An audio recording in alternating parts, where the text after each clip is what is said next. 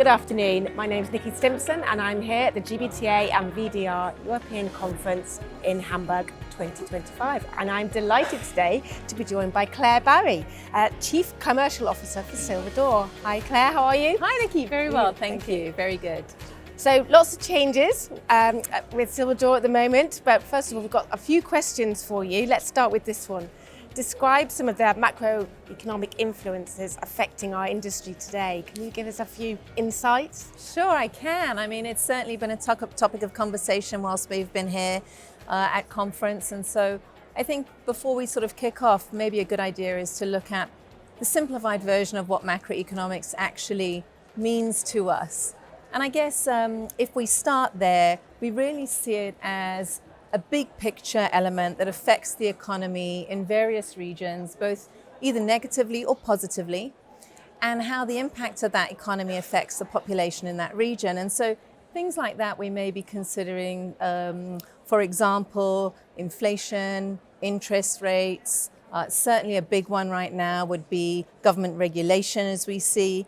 And this tends to drive kind of consumer and very much business behavior, and a direct impact here on our industry, why I suppose it's been such a big topic of conversation for us. And so with this, there's so many variations, and it really triggers a myriad of business decisions and consumer decisions around what organizations are taking today. And as a result, what does that mean then in turn for business travel and our industry, in the extended stay industry? Absolutely, a key trend. So based on these factors, what do you see as some of the opportunities and some of the challenges travellers might face, travel managers might face in serviced accommodation particularly?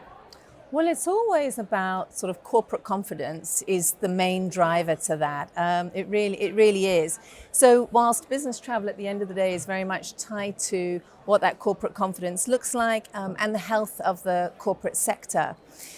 So companies can only control the controllable, and somebody said that yesterday, didn't they, in session. So we know that as companies are looking at controlling what they can control, very often that comes down to things like having an eye on contingency planning.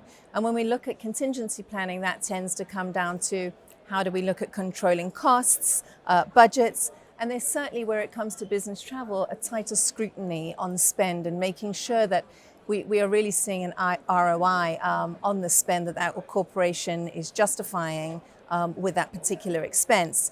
So as we see from an extended stay industry, an example of that might be how we've transitioned from very much once upon a time, we felt nothing to do a day trip, did we? And that was very common to do a day trip. Whereas now it's much more around a bundled trip.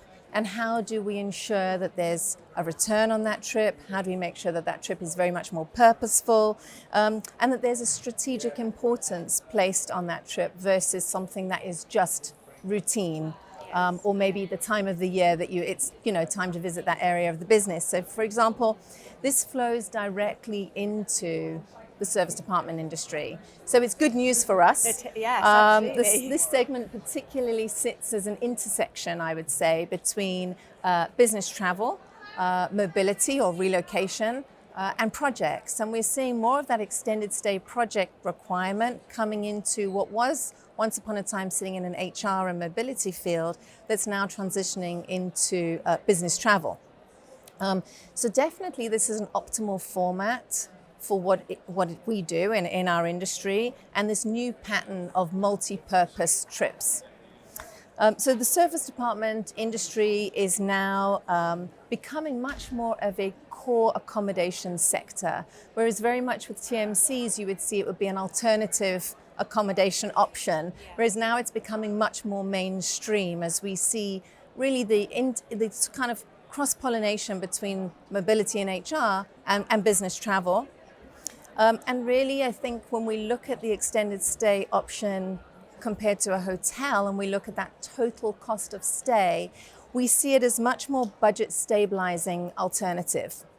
And then lastly, I think I'd touch on, because we can't have a conversation, Nikki, without talking about ESG and sustainability. Absolutely. So I have to drop that in. But definitely from a service department perspective, we're seeing it being positively influenced just because of the fact that it has low emissions than, for example, a full service hotel option.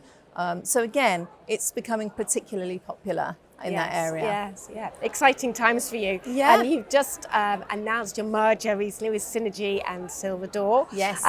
So, based on everything that you just said about the opportunities and the challenges, how do you see this merger having an impact? What are key takeaways for travel managers? Well, for our industry, actually, that was really big news. It was, yes. I must say. And certainly the merger directly aligns now with some of the pressures that travel managers are seeing, particularly in our industry, and what they've traditionally faced with this sector. And what we're looking to do is adapt to the shifts in the traveller behaviour and be able to serve that from this blended approach of both organisations being merged. So these would include things like higher costs, supply constraints, safety and security, that constant demand for data transparency that we always know is a hot topic. And the biggest one of all is that live bookable inventory, which, to be honest with you, from our sector, has always been lagging. It really has, and it's always been top of the agenda whenever you speak to a travel buyer is how is it that we can't book live availability with you? So when it comes to the merger, SilverDoor was always positioned as an independent agency, very much so, and Synergy was always pitched as an operator that was supported and complemented with an agency or partner model. So when we bring the two of them together, geographically we had different strengths.